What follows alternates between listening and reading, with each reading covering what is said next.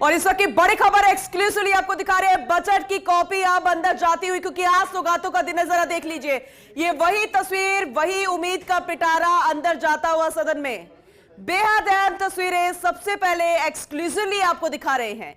क्या खुलेगा इसके अंदर से, टकटकी लगाकर सिर्फ राजस्थान की जनता ही नहीं, विपक्ष भी लगातार देख रहा है कि आखिर क्या होगा इस सरकार में विपक्ष के तौर पर, क्योंकि उनको काउंटर करना है। लेकिन ये बेहद अहम तस्वीरें आपको दिखा रहे हैं। गाड़ी देख लीजिए, यहां से जो उम्मीदों का पिटारा निकला है, बजट की कॉपीज निकली है, अंदर गई है विधानसभा में।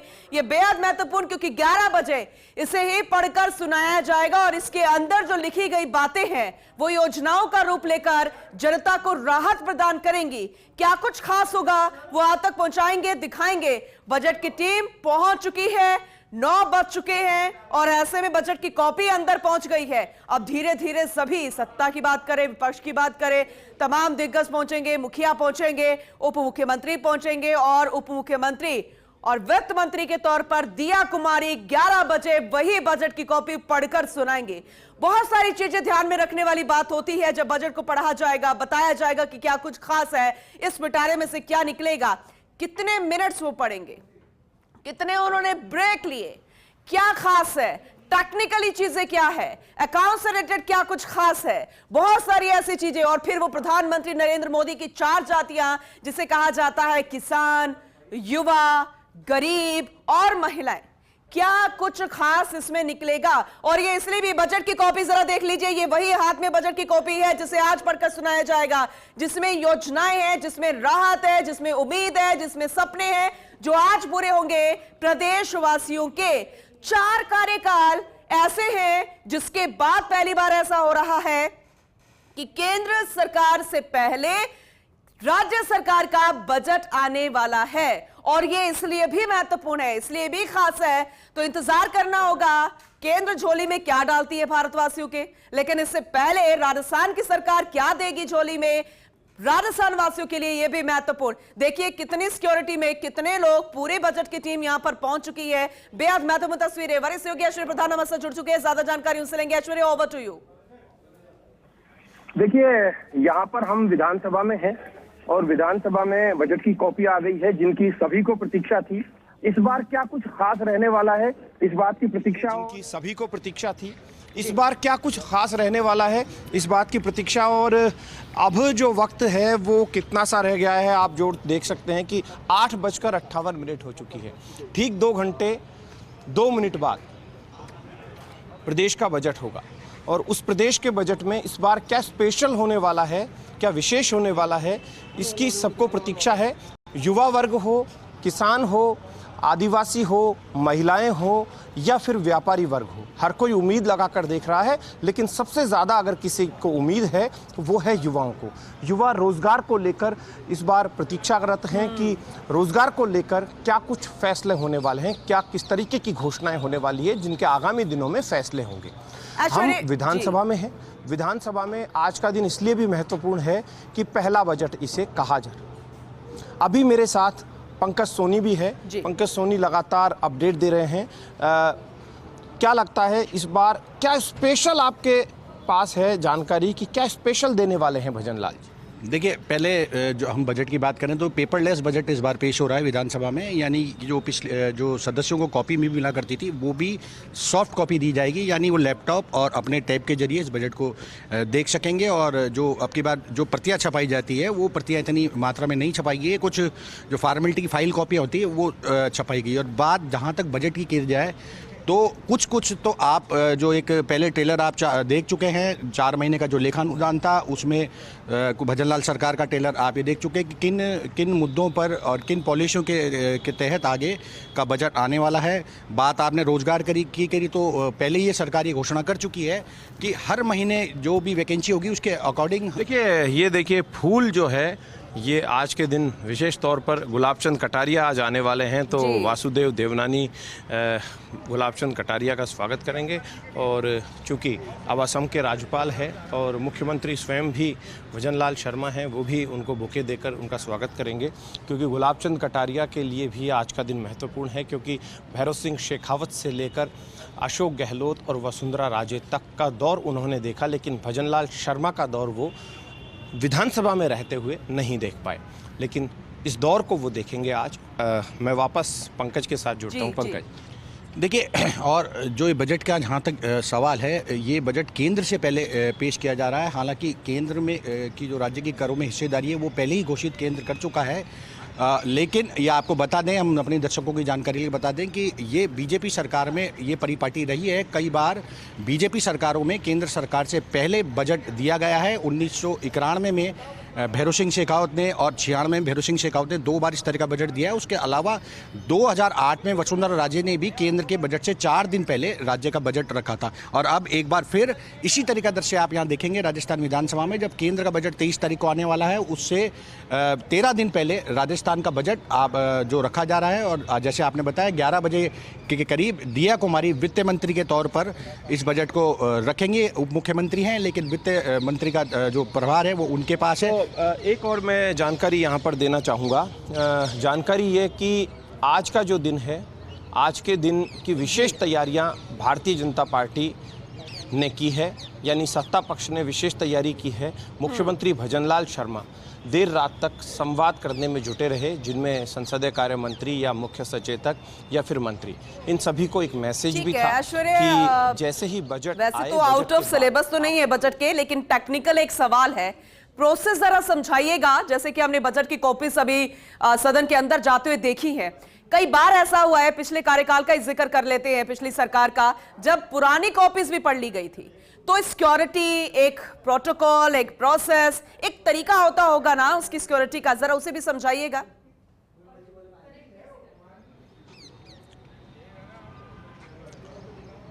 देखिए, कई बार क्या होता है कि पुरानी कॉपी, जैसे इतिहास में ऐसे बहुत कम मौके आते हैं, ये एक टेक्निकल चीज़ें होती है। कई बार आपस में मिलान किया जाता है कि पिछली बार क्या दिया और इस बार क्या दिया, तो 2 कॉपियाँ साथ में रह जाती है। कई बार कागज़ों में मिक्स हो जाते हैं, जल्दबाजी में इस तरीके का होता है। लेकिन अब शायद ही 20-30 वर्षों तक ऐसा हो, ऐसा मुझे नहीं लगता कि ऐसा हो पाएगा, क्योंकि अब राजस्थान में उस दिन के बाद से लोग सचेत हो गए, यानी अधिकारी सचेत हो गए हैं कि कहीं कोई इस तरीके की गलती ना हो जाए। क्योंकि जब भी बजट पढ़ा जाएगा तो उससे पहले कोई ना कोई एक अधिकारी इस बात का जिक्र ज़रूर करेगा कि उस दौर की गलती ना हो जाए। जब वो जिक्र करेगा तो स्वाभाविक तौर पर चीज़ें सही होंगी। लेकिन यहाँ पर आज के इस बजट में कुछ चीज़ें देखी जा सकती है, जैसे शिक्षा को लेकर कई बड़े फैसले किए जा सकते हैं, यहाँ पर गायों को लेकर कुछ फैसले किए जा सकते हैं, आवारा पशु जिन्हें बोला जाता है, उन आवारा पशुओं के लिए कोई नीति आ सकती है जिनमें गाय भी हो जाती है, वृषभ भी हो जाता है, या अन्य जो जानवर है उनको लेकर जो अक्सर सड़कों पर होते हैं, तो इस तरीके के भी फैसले हो सकते हैं। आज जो फैसले होंगे वो समयबद्ध रूप से परीक्षाएं हो, इसे लेकर भी कोई घोषणा हो सकती है, इस तरीके की कोई नीति आ सकती है। विधायकों को कुछ चीज़ें हैं वो दी जा सकती है, यानी कि विधायकों का कोष है, उस कोष में वितरण किस तरीके से हो। और सड़क जो है, राजस्थान की प्रमुख मुद्दा सड़क है, उसके अलावा सैनिटेशन है, और एक इन्वेस्टमेंट राजस्थान और निवेश को लेकर विशेष तौर पर कोई घोषणा हो सकती है। हालांकि अखिल अरोड़ा के लिए नया नहीं है, वो इस महकमे को अच्छे से समझ रहे हैं। अशोक गहलोत सरकार में भी पूरी टीम वही थी और भजनलाल सरकार में भी वही टीम है।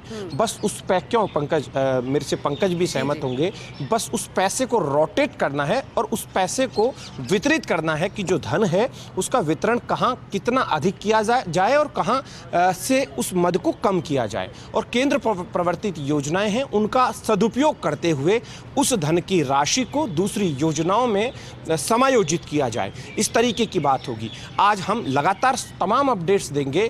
पंकज सोनी, योगेश शर्मा जो कि पॉलिटिकल एडिटर हैं, नरेश शर्मा, दिनेश डांगी, दिनेश कसाना, ये पूरी टीम लगातार विधानसभा के दौरान मौजूद है और लगातार पल पल की अपडेट देती रहेगी। लेकिन एक और बात है, उस बात को लेकर भी मैं बात करूंगा कि यहाँ पंकज सोनी जो विधानसभा अक्सर आते हैं, विधानसभा अध्यक्ष कई रहे, तो यहाँ पर इस बार इन विधानसभा अध्यक्ष ने क्या नया प्रयोग किया? एक आपने बता दिया पेपरलेस की बात हो गई, और क्या दिख सकता है इसमें? देखिए, अभी जो है विधानसभा को पूरी तरीके से पेपरलेस करने में काम चल रहा है। तो इनिशियली स्टेज पे आज बजट पेपरलेस विधानसभा की तरफ से किया जा रहा है। उसके अलावा जैसे पहले आपने देखा पर्ची सिस्टम नया शुरू हुआ है। उसके अलावा जो अंतर सत्र जो सवाल है विधायकों की लगाने की, वो शुरुआत हुई है। अभी कुछ और आज क्या स्पेशल आ सकता है?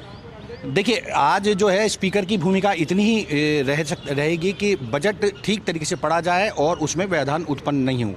स्पीकर की तरफ से आज बहुत कुछ करने के लिए कुछ नहीं है। सदन सुचारू रूप से चले और बजट जो है भाषण वो पूरी तरीके से शांतिपूर्ण तरीके से बजट का भाषण पूरा हो जाए, इस पर अध्यक्ष का फोकस रहेगा। और आज बहुत कुछ करने के लिए अध्यक्ष के पास नहीं है। कुछ अतिथि भी विधानसभा में आज देखने को मिलेंगे आपको, जैसे आप पहले बता चुके हैं गुलाब चंद कटारिया होंगे, असम के राज्यपाल हैं। उसके अलावा भाजपा के प्रदेश अध्यक्ष CP जोशी भी इस बजट को देखने आएंगे। बीजेपी के और बड़े लीडर्स हैं जो इस बजट को देखने के लिए विधानसभा में आज पहुँचेंगे। तो कुल मिला के भाजपा जो खेमा है बड़ा उत्साहित है, क्योंकि पहला बजट है भजनलाल सरकार का। और आपने एक बात जिक्र करी थी कि अधिकारियों की टीम वही है, लेकिन अधिकारी वही होते हैं, लेकिन विजन बदल जाता है। ऐश्वर्य, हर बार विजन बदला जाएगा। जी बिल्कुल, बहुत सारी महत्वपूर्ण जानकारी पंकज जी और आप साझा कर रहे हैं। दर्शक यही तो जानना चाहते हैं, समझना चाहते हैं, चाहे वो टेक्निकली हो या फिर एक बजट को सरलीकरण करके समझाने की कोशिश हो।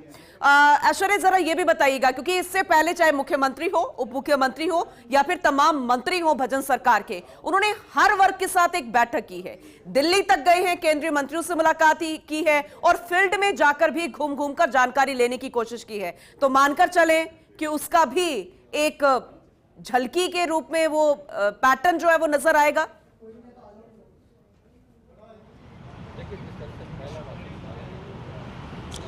देखिए, यहाँ पर मुख्यमंत्री ने प्रयास सभी किए हैं। मुख्यमंत्री जानते हैं कि यदि कारगर प्रयास करेंगे और सही प्रयास करेंगे तो प्रतिफल है वो अच्छा आएगा। इसलिए मुख्यमंत्री ने केंद्रीय मंत्रियों के साथ मुलाकात की है, मंत्रणा की है, अधिकारियों को अपने साथ लेकर गए हैं या फिर अधिकारियों से पूरा फीडबैक लेकर पूरी फाइल तैयार करके केंद्रीय मंत्रियों के पास गए हैं। केंद्र का जो पैसा है वो इस बार पता चलेगा कि केंद्र राजस्थान को और क्या देता है, लेकिन केंद्र का पैसा है उसका सदुपयोग हो और केंद्र को भी लगे कि डबल इंजन की सरकार बेहतरीन तरीके से काम कर रही है और राज्य को भी लगे कि डबल इंजन की सरकार बेहतरीन तरीके से काम कर रही है। और उसके लिए आम जनता तक ये संदेश जाना ज़रूरी होता है और आम जनता इस बात को स्वीकार भी करे कि हाँ, भारतीय जनता पार्टी की राजस्थान में सरकार आई है तो भारतीय जनता पार्टी की सरकार बेहतरीन है। कुछ चीज़ें ऐसी होती है, वो चीज़ें, मैं फिर उस बात को बोल रहा हूं, कुछ चीज़ें ऐसी होती है वो चीज़ें भी किसी भी सरकार की एक उदाहरण बनती है। वो चीज़ें होती है, मिसाल के तौर पर जो कार्यकर्ता किसी भी सरकार के लिए मेहनत करते हैं तो उन कार्यकर्ताओं के कुछ काम ऐसे होते हैं जो बजट से परे होते हैं। मिसाल के तौर पर जो कार्यकर्ता हंगामा आंदोलन करते हैं, उम्मीद लगाकर चलते हैं कि तबादले उन अधिकारियों के होंगे जिनके साथ हमारे आंदोलन के दौरान लड़ाई झगड़ा हुआ या इस तरीके की बात हुई। तो सरकारों में ऐसी चीज़ें पर्दे के पीछे भी होती है, उसका मैं बजट के दिन जिक्र इसलिए कर रहा हूँ। तो वही कार्यकर्ता सरकार का चेहरा बनाते हैं कि सरकार अच्छी है या सरकार के अधिकारी अच्छे हैं या पूरी सरकार अच्छी है, उनके काम हो रहे हैं या नहीं हो रहे, सरकार से वो कितना संतुष्ट है। दूसरा होता है कि अमूमन विचार परिवारों के, जैसे कांग्रेस विचार परिवार है और भाजपा विचार परिवार है, दोनों ही विचार परिवारों के तबादले होते हैं और तबादले जब होते हैं तो उनमें सभी नेताओं को पता होता है कि ये किस विचार के हैं और ये किस विचार के हैं।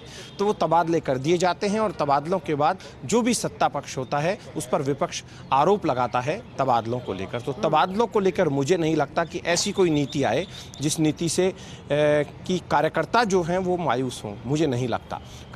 संभवतः नीति ऐसी आएगी जिससे कि कार्यकर्ता संतुष्ट हो सके, और क्योंकि कोई भी सरकार के लिए महत्वपूर्ण चीज़ होती है। एक विधायक कुछ चीज़ें जो होती है वो मुख्यमंत्री को जब सौंपते हैं तो उनमें व्यापक समस्याएं होती हैं, उनके निराकरण की बात कही जाती है। विधायक स्थानीय लोगों की अनुशंसा के मुताबिक या स्वयं प्रत्यक्ष रूप से अपने आंखों से जो देख कर आते हैं उन चीज़ों में सुधार के लिए मुख्यमंत्रियों से कहते हैं किसी भी राज्य की बात हो।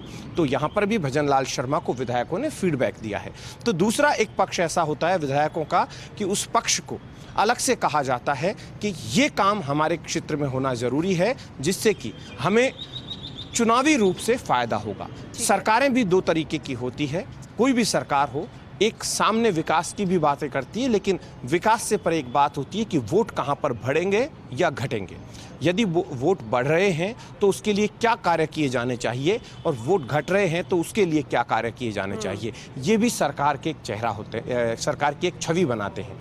तो आज का जो दिन है, आज के दिन में सबसे आवश्यक बात यह है कि आज यदि कोई ऐसी घोषणा होती है जो इतिहास में एक नज़ीर या उदाहरण बनती है, तो बरसों बरस वो बातें कही जाती हैं। कोई भी सरकारें रही हो, उनमें कई इस तरीके के उदाहरण आते हैं कि एक योजना ऐसी दे दी जाती है जो आम आदमी महीनों तक उनका जिक्र करता है, और जो रोज़ाना आम आदमी के मन मस्तिष्क को ये चीज़ याद दिलाती है कि हाँ, ये उस दौर में दी गई थी, चाहे वसुंधरा सरकार हो या गहलोत।